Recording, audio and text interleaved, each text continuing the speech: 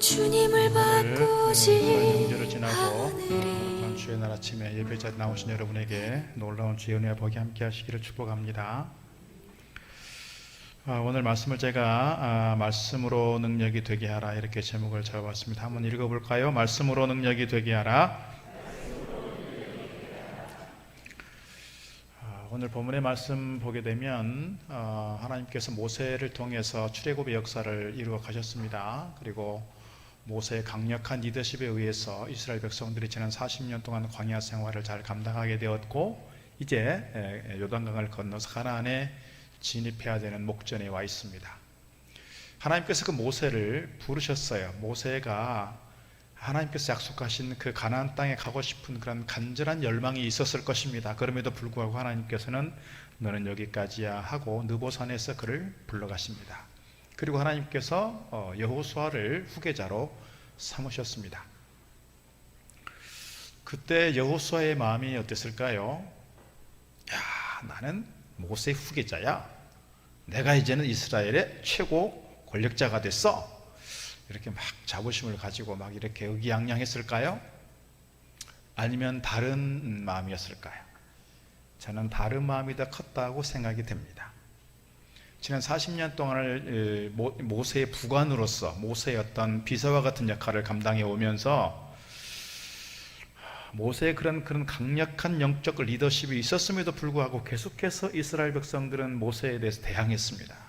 불평했습니다. 원망했습니다. 그리고 심지어 가까이 있는 사람들 중에 니만 지도자냐? 나도 지도자 될 수 있어? 그렇게 반역을 하다가 그 집안 자체가 폭삭 이렇게 망하는 일들도 있었습니다. 그래서 고라 자손은 그렇게 망해갔습니다. 그렇게 큰 리더십을 가진 위대한 모세조차도 이스라엘 백성들에 계속해서 공격을 받고 백성들에게 계속해서 불평을 받았던 그 상황이었는데, 이제 내가 모세 후계자가 되었다고 해서 이 백성들이 나의 어떤 리더십에 대해서 존중해주고 인정해주고 잘 따라줄 것인가에 대한 그런 두려움과 불안이 왜 없었겠냐 말입니다. 더 나아가서 이제는 요단강을 건너는 것부터가 큰 과제예요. 그리고 여리고성을 이렇게 함락해 가는 과정, 물론 우리가 잘 아는 성경의 내용들을 보면 하나님께서 하나님의 방법을 통해서 그렇게 길을 열어 가시지만, 그 길을 알지 못하고 있는 이 여호수아에게는 과연 우리가 한 마음 한 뜻이 되어서 요단강을 건너고 여리고성을 함락을 시키고 앞으로 수년 동안 이 가나안 정복 전쟁을 치러야 하는데 이걸 과연 감당할 수 있을까? 그런 두려움과 불안이 왜 없었겠느냐는 거예요. 그런 역사적인 큰 전환기에 있는 오늘 여호수아에게 하나님께서 나타나십니다. 하나님께서 하신 게 있어요. 뭐예요? 그에게 말씀을 주신다는 거예요. 모세를 통해서 거듭거듭 말씀을 주셨어요. 모세가 위기를 경험할 때마다, 중요한 역사적 전환기 있을 때마다, 뭔가 중요한 큰 일들을 결정해야 할 때마다 하나님께서는 십계명을 주시고 여러 율법들을 주셨고 말씀들을 통해서 이스라엘 백성들 여기까지 끌고 왔어요. 그 모세에게 나타나셔서 모세에게 말씀하셨던 그 하나님께서 지금 여호수아에게 나타나셔서 여호수아에게 말씀하고 있다는 거예요. 핵심적 주제가 뭐예요? 강하고 담대하라. 두려워하지 말고 놀라지 말라. 그 모세에게 나타나 말씀하셨던 그 하나님의 말씀이 자기에게도 들려지게 되었고 자기에게도 보여지게 되었다는 점에서 오늘 여호수아는 얼마나 큰 위로가 되었고 힘이 되었고 그에게 용기가 되지 않았을까요? 오늘 우리가 어쩌면 이 여호수아 시대처럼 역사의 격변기를 살아가고 있습니다. 역사의 큰 변화기를 겪고 있습니다. 우리가 과거로 퇴행할 것인가, 이 어려운 국난을 잘 극복하고 미래로 나아갈 것인가, 이런 중요한 역사적 전환점에 있을 때 오늘 하나님께서 여호수아에게 말씀하시듯 우리에게도 말씀하여 주시는 줄로 믿습니다. 우리가 붙잡고 갈 것은, 우리가 귀를 기울일 것은, 우리가 정말 관심을 가지고 집중해야 될 것은 세상의 소리가 아니라, 사람들의 소리가 아니라 하나님의 말씀이요, 우리에게 들려주신 하나님의 메시지를 잘 듣고 경청하는 데 있다라는 사실을 잊지 않으면 좋겠습니다. 우리가 이것에, 하나님 말씀에, 우리에게 주신 하나님의 메시지에 늘 관심을 가지고 귀를 기울여 그 말씀을 들은 가운데 말씀을 통해 승리의 길을 달려가기를 주의 이름으로 축복합니다. 오늘 1절로 4절 이렇게 기록합니다.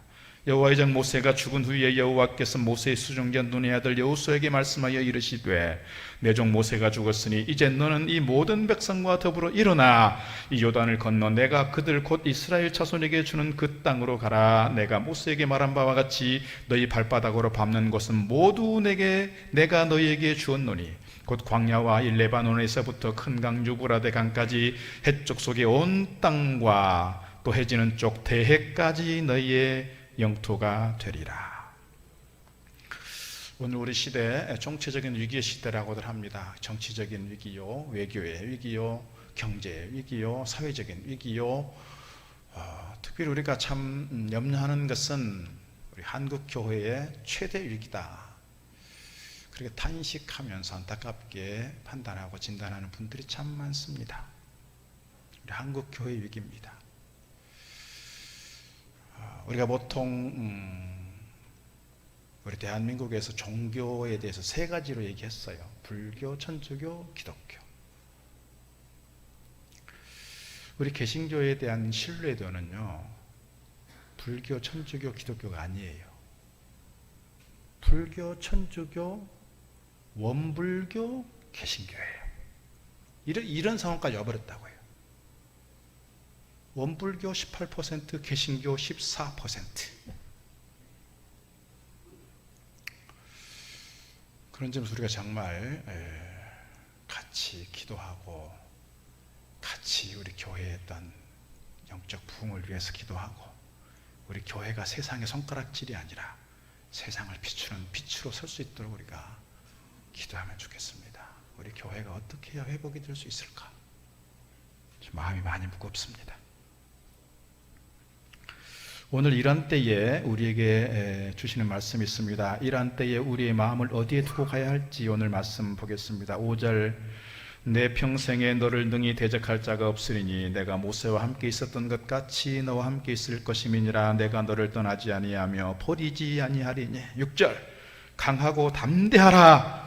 너는 내가 그들의 조상에게 맹세하여 그들에게 주리라 한 땅을 이 백성에게 차지하게 하리라. 7절 오직 강하고 극히 담대하여. 9절 내가 너에게 명령한 것이 아니냐. 강하고 담대하라. 두려워하지 말며 놀라지 말라. 우리에게도 말씀하여 주시는 줄로 믿습니다. 이 시대적 혼란 상황 속에서 우리가 두려워하고 주저앉고 포기하고 세상에 희망이 없어 이렇게 절망하는 것이 아니라, 그럼에도 불구하고 하나님께서 오늘 우리를 향한 하나님의 거룩한 비전과 꿈이 있다, 뜻이 있다. 특별히 오늘 우리에게 주저앉아버리는 것이 아니라 강하고 담대함으로 세상을 향해 말씀을 선포하고 세상을 향해 나아가라 하신 말씀 들을 수 있기를 주의 이름으로 축복합니다. 오늘 이 불안한 시대에, 역사적 전환기 시대 속에서 하나님의 말씀이 우리에게 임하면, 하나님의 말씀이 들리면, 우리가 하나님의 말씀을 받으면 우리의 문제는 해결되고 우리의 불안과 염려 사라지게 될 줄로 믿습니다. 오늘 여호수아가 모세에게 임하였던 하나님의 말씀이 자기에게도 임하는 걸 보면서, 그래서 그의 평생 앞으로 40년 동안 가나안의 큰 역사적 정복 시대를 이끌어가면서 여호수아는 하나님 말씀과 함께 했다는 거예요. 하나님 말씀에 집중했다는 거예요. 하나님 말씀을 따라 순종했다는 거예요. 오늘 우리가 앞으로 인생 살아가면서 미래가 없다, 희망이 없다 하는 이 시대이지만, 그럼에도 불구하고 우리에게 주시는 말씀을 붙잡고 달려갈 때 우리 인생길 승리의 길 될 줄로 믿습니다. 오늘 하나님께서 여호수아에게 말씀을 중심으로 살아갈 것을 명령하시면서 덧붙이는 4가지 명령이 있습니다. 오늘 이 4가지 명령을 함께 나누어 가려고 합니다. 첫째로 우리가 기억할 것은 좌로나 우로나 치우치지 말라 하는 것입니다. 좌로나 우로나 치우치지 말라. 이 말씀이 성경 곳곳에 사실 등장합니다. 오늘 7절만 봐도 그렇습니다. 오직 강하고 극히 담대하여 나의 종 모세가 너에게 명령한 이 율법을 다 지켜 행하고 우로나 좌로나 치우치지 말라. 그리하면 네가 어디로 가든지 형통하게 될 거다.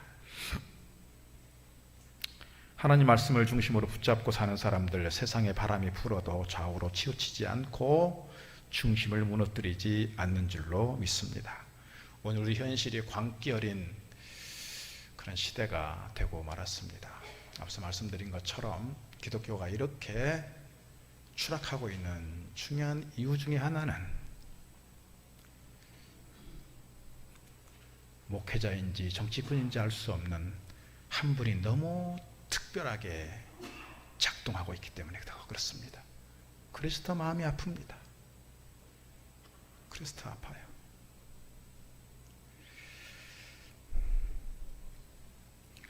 이번 명절에 그런 분들이 있었습니다. 할아버지가 세배하러 온 손자를 손찌검을 했습니다. 너 탄핵 찬성하니? 예, 찬성합니다. 탄핵 찬성 집회도 갔었니? 예, 갔었죠.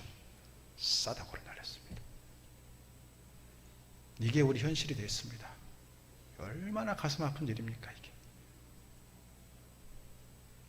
여러분 중에서도 탄핵 반대한다고 집회 가신 분 계실 거예요. 찬성한다고 가실 분 계실지 모르겠어요. 그럴 수 있어요. 자기 정치적 의사표시를 하는 거니까요. 그러나 이것 때문에 가족 관계가 이렇게 깨져서 되겠습니까? 우리 국민이 이렇게 좌우로 극단적으로 갈려서 이념이, 여러분, 이념이, 정치적 야망이 신앙이라고 하는 것으로 포장이 되어서 이렇게 많은 믿음의 사람들을 호도하고 있습니다. 제가 몇 년 전에 가까이 지낸 한 목사님 그랬어요. 막 동성애 운동한다고 막 다니더라고. 누구 쫓아서 이렇게. 그래서 목사님, 그렇게 하시는 건 좋은데요, 이용당하지 않으면 좋겠어요. 제가 그랬어요. 이용당하고 있잖아. 정신을 못 차리고 쫓아다녀요. 막 차들을 동원시켜서 자기 교인들 데리고 가고. 이게 우리 현실이에요. 저는 개인적으로 그렇습니다. 뭐 정치적인 얘기하기가 참 조심스러운 자리이지만, 저는 우리 정치의 역사, 우리 역사는 좌우의 날개가 균형 있게 잘 맞춰갈 때 건강하게 발전해 간다고 믿습니다. 이것을 변증법적 역사 발전이라고 해요. 그래서 좌우가 조금 균형을 맞춰가야 돼요. 우리나라도 대권들을 보면 대통령들이 좌쪽에서 좀 나오기도 하고 우쪽에서 나오기도 하고 그렇잖아요. 그러면 서로 보완해 가는 겁니다. 그러면 서로 경쟁하고 견제도 해가면서, 그러면서 역사가 발전해 가는 거예요. 지금 우리는 뭐예요? 이 날개가 완전히 꺾여버렸다고요. 극단으로 가버리니까요. 극단으로 가버리니까. 그래서 자기 편이 아니면 다 죽일 놈이 돼버렸고요. 자기 편이 아니면 어떻게 해요? 손자를 향해서도 손찌검을 한다니까요. 이렇게 폭력적이 돼버렸어요. 극단이 돼버렸고 광기 어린 시대가 돼버렸어요. 너무너무 가슴이 아파요. 우리 대한민국의 가장 심각한 문제는 심각한 편가르기에 있다. 교회도 많이 그렇습니다. 교회도 편가르기가 많이 심해져 있습니다. 많이 심해져 있어요.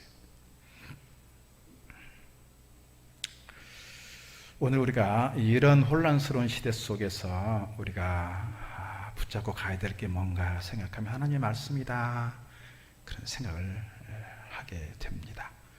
신명기 5장에서 이렇게 말씀합니다. 그런즉 너희 하나님 여호와께서 너희에게 명령하신 대로 너희는 삼가 행하여 좌로나 우로나 치우치지 말고 너희 하나님 여호와께서 너희에게 명령하신 모든 도를 행하라. 그리하면 너희가 살 것이요 복이 너희에게 있을 것이며 너희가 차지한 땅에서 너희의 날이 길리라. 우리가 바른 길을 갈 때 좌로나 우로나 치우치지 않고 하나님 말씀을 중심으로 갈 때 우리에게 큰 은혜가 임하게 되는 줄 믿습니다. 여러분 중에서 국민의힘 쪽을 지지하는 분도 계실 테고요, 더불어민주당을 지지하는 분도 계실 겁니다. 더 나아가서 자유통일당을 지지하는 분도 있을 겁니다. 조국혁신당을 지지하는 분도 있을 겁니다. 중요한 것은 우리가 어떤 정치적 입장에 있을지라도 우리가 믿음의 사람들이라면 이 땅을 통해서 하나님의 나라가 이루어지기를 바라고, 예수의 정신이, 예수님의 그 정신이 이 땅 가운데 정치 현실에 이 땅 한반도에 이루어지기를 위해서 우리가 기도하고 달려가야 되지 않을까요? 지금 예수의 정신이 어디 있습니까, 여러분? 우리나라의 정치 현실을 보면 예수님의 정신 보이지 않아요. 국회의원의 절반이 기독교인이라는데요. 사람들이 저에게 물어요. 목사님은 어느 당 쪽입니까? 저는 그렇습니다. 나는 예수당입니다. 그래요. 나는 예수님 당입니다. 정치가 발전해 가기를 바라는 마음이 있어요. 그러나 우리가 우리의 중심에 다른 것이 아니라 말씀이 자리 잡으면 좋겠어요. 그래서 오늘 말씀이 뭐예요? 좌로나 우로나 치우치지 마라. 특별히 극단으로 가지는 말자. 구약시대에 엘리 제사장 때 이런 일이 있었습니다. 법궤를 실은 암소가 자기 젖나는 새끼 둘을 남겨두고 울면서 법궤를 실은 수레를 끌고 벳세메스로 갑니다. 블레셋 사람들이 시험했다고요. 여러분 다곤 신당 이런 데 가면 엄청난 신상이 있어요. 여러분 절에 가면, 법당에 가면 불상들이 엄청 크잖아요. 뭐 동양 최대님 이런 걸 자랑한다고요. 옛날에 다 우상들은 다 그랬어요. 그렇게 큰 신상들이 있는데 법궤는 조그맣다고요. 법궤 여기 앞에 있는 모니터 화면 정도 될 거예요 아마. 뭐 이게 모니터 스피커 정도. 그런 거 갖다 놓으면 다 신상들이 꺾어지고 무너지고 해서 다 거기에 구꾸라져 있잖아요. 그래서 블레셋 사람들이 이거 참 문제가 있구나. 그래서 이 법궤를 그렇게 실려 보내는 거예요. 젖나는 암소 자기 새끼들이 뒤에서 막 울부짖고 있는데 이 상황 속에서 벳세메스까지 곧장 가면 이거는 정말 뭔가 신통한 게 있는 거다 이렇게 이해를 하고 그렇게 보냈어요. 이 암소 두 마리가 뒤도 쳐다보지도 않아요. 옆으로 쳐다보지도 않아요. 어디로 가요? 벳세메스까지 곧장 가요. 눈을 돌리지 않아요. 그리고 가서 자기 몸을 바쳐 희생 제물이 된다고요. 짐승도 이것이 하나님의 말씀이다, 이것이 하나님의 법궤다라고 하는, 이것이 하나님의 뜻이다라고 하는 그 마음이 있어서인지는 모르지만 그렇게 순종하고 간다고요. 오늘 우리가 하나님의 형상을 닮은 사람들이요, 예수님의 정신을 담고 있는 믿음을 가진 사람들인데 우리가 세상의 소리에 귀를 기울이면서 세상에 휩쓸려가는 존재들이 아니라 하나님 말씀을 따라가는 존재들이면 좋겠어요. 말씀이 중심이 되면 좋겠고요, 흔들리지 않는 믿음의 사람들이 있으면 좋겠어요.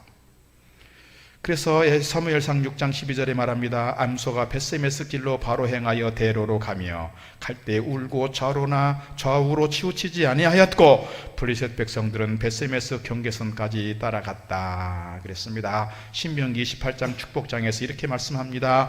내가 오늘 너희에게 명령하는 그 말씀을 떠나 좌로나 우로나 치우치지 아니하고 다른 신을 따라 섬기지 아니하면 이와 같으니라. 다른 신을 따라 섬기지 아니하면, 요즘 우리 시대를 보면 이데올로기가 신이 되어 있는 것 같아요. 요즘 우리 시대에 대해서 이게 맘모니즘, 돈이 신이 되어 있다라고 많이 탄식들 하는데, 지금 우리의 한반도적 상황을 보면, 국내 상황을 보면 이데올로기가 신이 되어 있다고요. 이런 상황 속에서 신앙은 껍데기밖에 없는 것 같아요. 믿음은 허울뿐이에요. 믿음이 힘을 잃어버렸다고요. 우리가 이런 상황 속에서 더 말씀에 집중하면 좋겠어요. 세상의 사람들에게 귀를 기울이지 말고, 세상의 소리에 귀를 기울이지 말고 말씀에 집중하고 말씀 따라가면 좋겠어요. 이것이 믿음의 사람들이 가져야 될 신앙적 자세 아닐까요? 하나님 말씀을 붙잡고 살아가는 동안에 하나님 정하신 바른 길로 달려가는 저와 여러분 되기를 주의 이름으로 축복합니다. 두 번째 우리에게 주시는 말씀이 있습니다. 말씀을 가까이 하라입니다. 따라해 보겠습니다. 말씀을 가까이 하라. 8절에서 말씀합니다. 이 율법책을 너의 입에서 떠나지 말게 하며 너의 입에서 떠나지 말게 하라. 이 말씀은 곧 말씀을 가까이 하라는 거예요. 말씀을 가까이 하라. 말씀을 가까이 하라. 다시 말씀드리면 말씀이 나의 전 인격과 삶을 지배하는 그런 기준이 되어야 한다는 것입니다. 그런 기준이 되어야 한다. 이를 위해서 우리가 해야 될 일이 있습니다. 말씀을 공부하고 말씀으로 잘 나를 훈련해야 한다 싶습니다. 이따 광고 시간에도 말씀을 드리겠지만 올 한 해 동안 우리 교회가 물론 타이틀은 이렇게 걸었어요. 성령의 능력으로 부흥하는 교회. 그 성령의 능력으로 부흥하는 교회의 밑바탕이 뭐가 필요할까 생각하면 그것이 말씀이 아니겠느냐는 거예요. 말씀이. 초대교회 성도들이 말씀을 들을 때 가슴이 뜨거워졌고 말씀을 들을 때 그들 가운데 성령의 역사가 나타났다고요. 오늘 우리가 말씀에 대해서 조금 집중하고 말씀을 듣는 훈련하면 좋겠어요. 그래서 제가 제자훈련반 2번 하고요. 부모사님들이 계속해서 제자훈련반 맡으면서 올 한 해 동안은 제자훈련반에 좀 집중해보자. 제자훈련은 단순하게 성경을 공부하는 것이 아닙니다. 제자훈련을 통해서 내가 성경을 배우고 성경 배운 것을 내 삶 속에서 어떻게든지 제자로서 살겠다라고 하는 삶의 결단과 실천으로 이어지는 거예요. 그리고 내 삶을, 내 시간을, 내 재물을 사용하는 기준을, 내 시간 쓰는 기준을 우리가 말씀으로 기준으로 삼고 가자 하는 거예요. 말씀으로 사는 훈련, 제자로서 사는 훈련 좀 제대로 한번 해보자. 우리 교회가 그런 전환점으로 삼고 싶은 거예요. 거듭 말씀드리지만 제가 우리 일동 동북교회에서 목회, 2기 목회한다. 2기 목회, 두 번째 새로운 출발점이라고 생각하고, 우리가 다른 물론 많은 사역도 필요하고 우리가 열심히 해야 될 것들이 많이 있어요. 그러나 올해는 좀 말씀에 좀 집중해 보자. 그래서 제가 새벽 기도 때 성경 통독해 보는 거 하는 겁니다. 그리고 제자훈련을 통해서 말씀을 좀 제대로 좀 배워보자. 이 제자훈련 과정이 쉽지 않을 거예요. 시간도 내야 하고, 또 어떻게 보면 내 힘을 써야 되기도 하고, 또 뭐 성경 구절도 외워야 되고, 경건의 시간도 가져야 되고, 설교문 요약도 해봐야 되고, 머리 아플 거예요. 그러나 그런 과정을 거치면서 우리의 신앙이 어느 순간 갑자기 부쩍 자라있는 걸 보게 될 겁니다. 이게 제자훈련의 효과예요. 우리의 삶이, 우리의 사고가, 우리의 생각이, 우리의 삶의 질이 달라져 있을 겁니다. 그것을 기대하면서 앞으로 1년 동안 제자훈련에 좀 집중해보자, 그런 마음이 있는 겁니다. 오늘 하나님께서 이 여호수아에게 주시는 말씀이 뭐냐면, 이제 요단을 건너는 것부터가 사실 쉬운 과제가 아니죠. 그 요단을 건너가면 가장 먼저 맞닥뜨리는 성이 여리고성이잖아요. 지금도 고고학자들은 도대체 이 여리고성이 왜 무너졌는가 신기할 정도라고 하잖아요. 이건 하나님의 말씀 안에서 이루어진 기적 같은 일들이에요. 그런데 이 여호수아에게 말씀을 하실 때, 네가 요단강을 건너갈 때 어떤 방법을 통해서 들어가라, 여리고성을 무너뜨릴 때, 또 앞으로 가나안 정복 전쟁을 해 나갈 때 어떻게 군사를 준비하고 어떻게 무기를 준비하고 어떤 전술 전략을 써서 너희들이 효과적으로 이 전쟁을 잘 감당하라고 그렇게 말씀하시지 않는다는 거예요. 그것이 우선되는 게 아니라는 거예요. 우선되는 게 뭐예요? 말씀이었어요. 말씀. 하나님 말씀에 집중하고 좌우로 치우치지 마라. 말씀을 뒤에 가면 다 오겠지만 말씀을 가까이 하라. 말씀을 묵상하라. 그리고 말씀을 듣는 대로 그 말씀을 지켜 행할 때 이런 기적 같은 정복 전쟁의 역사가 나타나게 될 것이라고 그렇게 이야기하는 거예요. 다른 데 있잖아요. 우리가 이 혼란스러운 시대를 살아가면서 앞으로 미래가 희망이 없다고 말하는 이 시대를 살아가면서 우리가 정말 우리의 중심에 붙잡고 가야 될 것은 우리가 어떻게 투자를 할 것인가, 어떻게 공부를 어떻게 할 것인가, 어떻게 미래 대비를 할 것인가, 이것도 중요한 일이겠습니다만은 더 중요한 게 있다. 본질적으로 중요한 게 있다. 그게 뭐다? 말씀이라는 겁니다. 말씀. 오늘 여호수아를 보면서 이것을 우리가 좀 깨닫고 기억하면 좋겠습니다. 이 어려운 시대에 우리가 정말 중요하게 여기고 붙잡고 가야 될 거, 놓치지 말아야 될 거 말씀이라 생각이 듭니다. 사실 이 말씀은 이스라엘 백성들이 귀가 따가울 정도로 들은 말씀이긴 합니다. 신명기 6장 6절로 9절에 이렇게 기록합니다. 오늘 내가 내게 명하는 이 말씀을 너는 마음에 새기고 자녀들에게 부지런히 가르치며 집에 앉았을 때든지 길에 갈 때든지 누워있을 때든지 일어날 때든지 이 말씀을 강론할 것이며, 너는 또 그것을 네 손목에 매어 기호로 삼고 네 미간에 붙여 표로 삼고 내 집 문설주와 바깥문에 기록할지니라. 어디든지 말씀을 보고 말씀을 대하고 말씀을 가까이 하여 말씀을 통해서 너희들이 하나님 말씀이 무엇인지를 깨달아 알고 기억하여 말씀 가운데 서기를 바라는 그 마음이 있는 거예요. 오늘 우리에게도 이렇게 말씀하여 주시는 줄로 믿습니다. 어디를 가든지 하나님 말씀이 기준이 되고, 어디를 가든지 하나님 말씀이 우리 가운데 살아 역사하도록 우리가 말씀에 집중할 수 있는 귀한 시간 되기를 축복합니다. 호세아 선지자를 통해서 하나님의 탄식 소리를 들어보면 좋겠습니다. 호세아 4장 6절, 내 백성이 지식이 없으므로 망하는도다. 네가 지식을 버렸으니 나도 너를 버려 내 제사장이 되지 못하게 할 것이요, 네가 네 하나님의 율법을 잊어먹었으니 나도 네 자녀들을 잊어버리겠다. 우리가 하나님의 말씀을 잊어버리면 하나님도 우리의 자식들을 잊어버리겠다.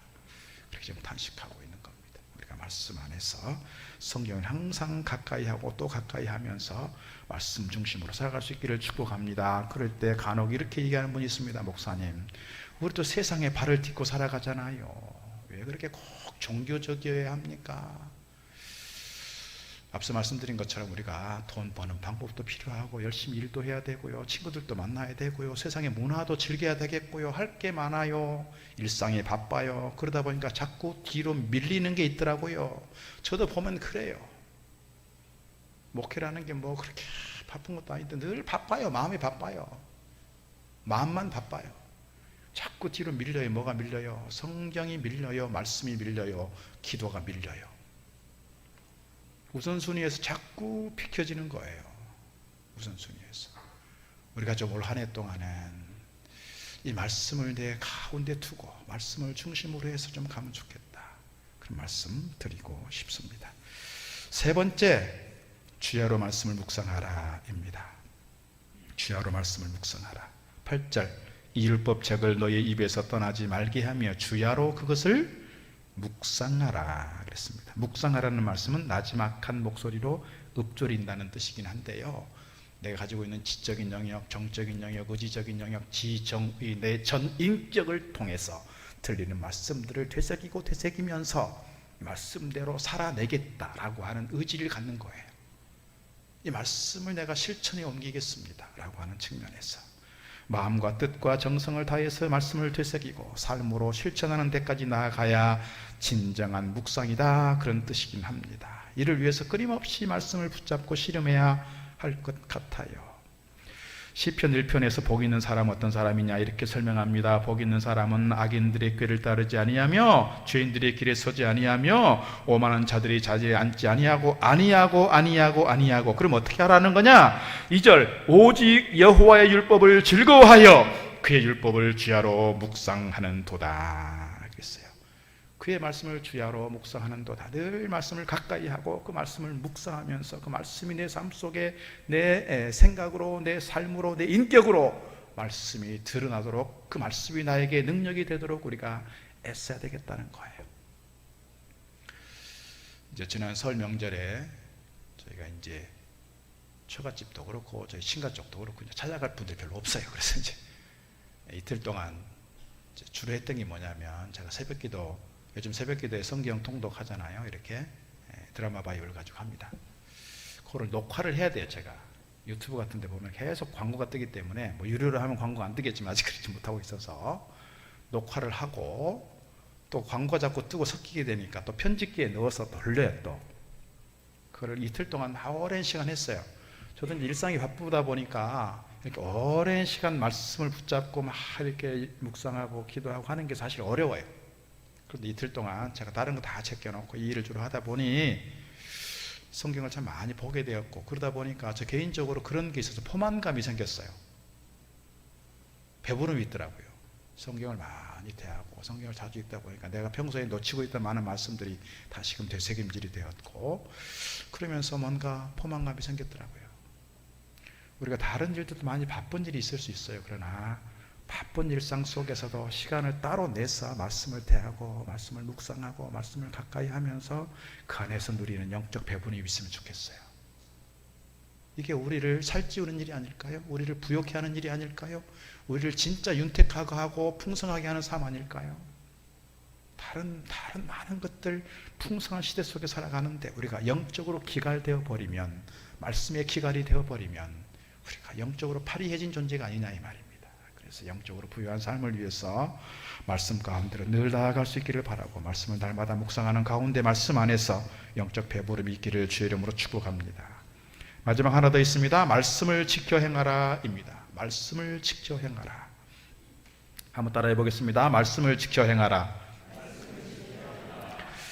오늘 7절 말씀 그렇습니다. 오직 강하고 극히 담대하여 나의 종 모세가 너에게 명령한 그 율법을 다 지켜 행하고, 8절도 그렇습니다. 이 율법책을 너의 입에서 떠나지 말게 하며 그 안에 기록된 대로 다 지켜 행하라 그랬습니다.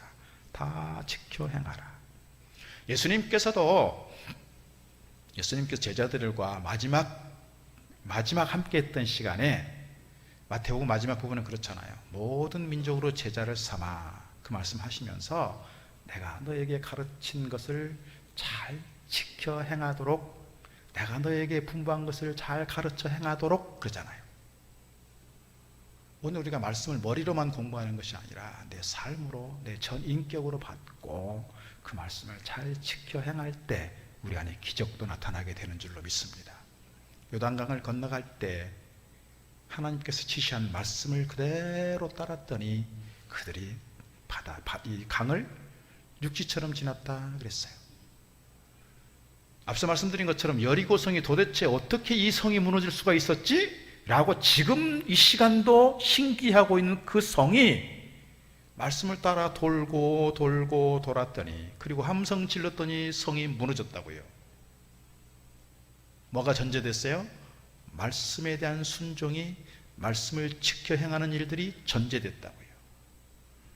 여리고성을 돌라고 했을 때 얼마나 많은 사람들이 불평했을까요? 우리가 왜 이걸 돌아야 되느냐고, 이 돌면 뭐가 나오냐, 돌면 무너지냐, 아마 사람들이 다 그렇게 불평했을 거예요. 그래서 하나님께서 말씀하십니다. 너희들은 아무 소리 하지 말고 그랬어요.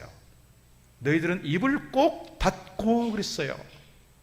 그래서 말씀하신 대로 그들은 돌고 돌았어요. 마지막 날 7바퀴를 돌았고 소리를 질렀어요.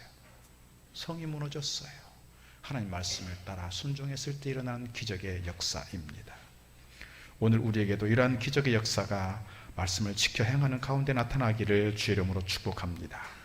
시편 119편 보면 매 절마다 176절이 되는 동안 말씀과 율례와 도에 대해서 말씀합니다. 오늘 교동문에서 읽었던 것처럼 시편 119편 9절에 이렇게 기록합니다. 청년이 무엇으로 그의 행실을 깨끗하게 하리이까? 주의 말씀만 지킬 따름이니이다. 내가 전심으로 주를 찾아 싸우니 주의 계명에서 떠나지 말게 하소서. 내가 주께 범죄하지 아니하려 하여 주의 말씀을 내 마음에 두었나이다. 청년 때부터 그 행실을 깨끗하게 할 수 있는 유일한 비결이 있다. 그게 뭐다? 말씀을 따라 행하는 일이다. 말씀을 따라 지키는 일이다 그랬습니다. 이렇게 말씀을 따라 지키는 일들 가운데 하나님의 큰 은혜와 축복의 역사 나타나는 줄로 믿습니다. 말씀을 따라 살아가는 사람들에게 주신 약속의 말씀들이 있습니다. 3가지가 있습니다. 첫 번째 뭡니까? 하나님께서 여호수아에게 어디로 가든지 형통하리라 그랬습니다. 7절 다시 보면 오직 강하고 극히 담대하여, 마지막 부분에 그리하면 어디로 가든지 형통하리니 그랬어요.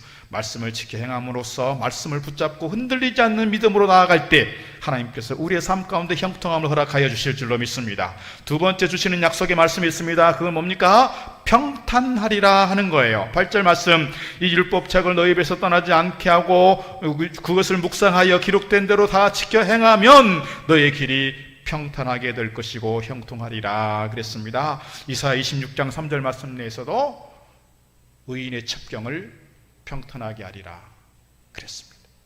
심지가 견고한 자들을 하나님께서 평안하게 하고 평탄하게 하리라 그랬습니다.